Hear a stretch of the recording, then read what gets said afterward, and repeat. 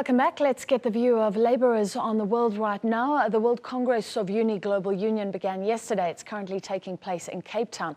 The Swiss-based Global Union represents more than 20 million workers from around the world, including South Africa. The Congress is to bring together an estimated 2,000 unionists from over 100 countries.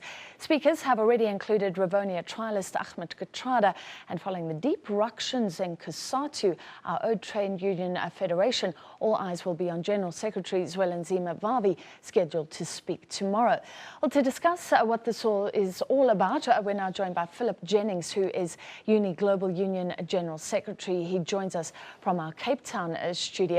Good afternoon to you, Phillip, and welcome to South Africa. I understand will be some references to 20 years of democracy, so some excitement about this being held in South Africa, and also references to Mandela's legacy. And I'd like to start there. I'm interested because he was a socialist, but he changed his mind. He advocated privatization, a lot of practical capitalist measures, although workers were protected with labour law. But how will his legacy be addressed? Well, he's an inspiration to people around the world, and he's an inspiration to all of our trade unions in particular. They see him as an icon, and we were so happy that we could receive Ahmeda Kathrada, the living legend, yesterday. We brought 2,000 people from over 100 nations here, and we looked to South Africa as an example of hope. And it was an example that inspired many movements for democracy around the world. And in the Latin America, I began this job way back in 1989. And in that period, with the changes that we've seen in Central and Eastern Europe, in many countries in Africa, in Latin America and in Asia, you were part of a great democratic wave that took place. Unfortunately for us, we see that this democracy has been sometimes hijacked by the kind of capitalists that you've been talking about, that don't believe in development in its broadest sense, that don't have this notion that democracy is for all and that the benefits of democracy should be spread amongst the people.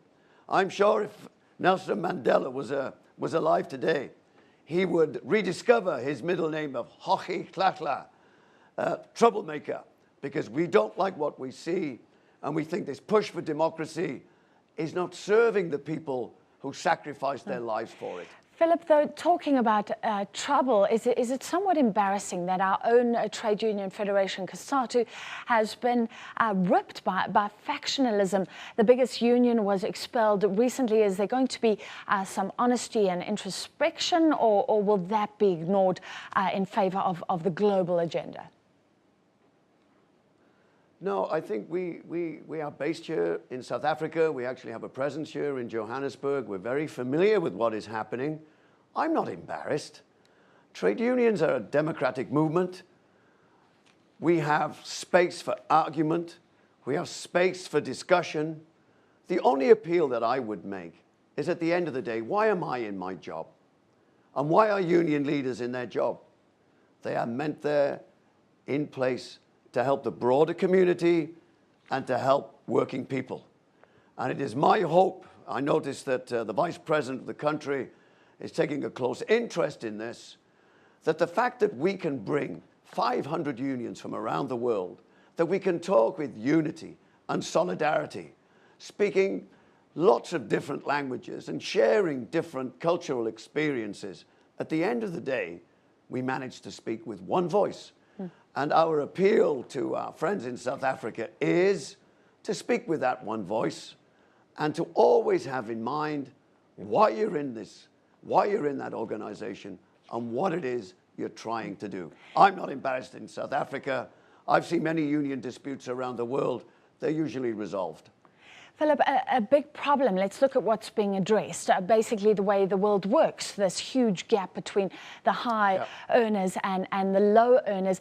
I see the call is workers need a pay rise. But I'd like to ask, what would you say to those critics in South Africa that say our trade unions are always worried about earning more regardless of productivity, regardless of how labor is performing. And of course, the same criticism applies to executive bonuses. But what would you say about those who are concerned about the lack of focus on productivity and what it even means for unemployment? Look, there's a number of things. First of all, CEO pay in this country is out of control. It's out of control across the world. It is not helpful for any democracy that the benefits of the economy are gushing up to the top 1%. And that is what we're seeing around the world. The share of wages in the wealth produced is at a historic low. Now, it's not just me saying this. We have central bankers saying this, from the Bundesbank and the Bank of England and the Federal Reserve. I mean, they're not normally our allies. Barack Obama, the Pope we would expect to speak out on inequality. We even have business leaders now saying things have gone too far. Now, you talk about productivity. Wages have not kept pace with productivity. If you look at the figures around the world, the International Labour Office published this report where they looked at wage evolution in the last 4 years. Productivity is streaks ahead of the movement in wages. Last year, the wages in the world improved by 0.1%. Now, the productivity argument in South Africa needs to be addressed. There needs to be investment. There needs to be training. There needs to be skills development. And therefore, it also requires a fairer share of the distribution of the wealth that is created. That's my appeal. That's why our Congress is called Including You. All right, Philip, that's interesting that you say productivity has outstripped wages. That hasn't happened in South Africa, so a big debate here. My final question is just finally, is there scope for trade unionists to be more innovative? Years ago, we were speaking about the third way, about innovative share schemes where workers can be workers and owners as well. And I don't know if the rhetoric has changed much in recent years. While the world has changed, is there scope to look at things in a new way? Look, when you talk about being innovative, we are the creators of wealth.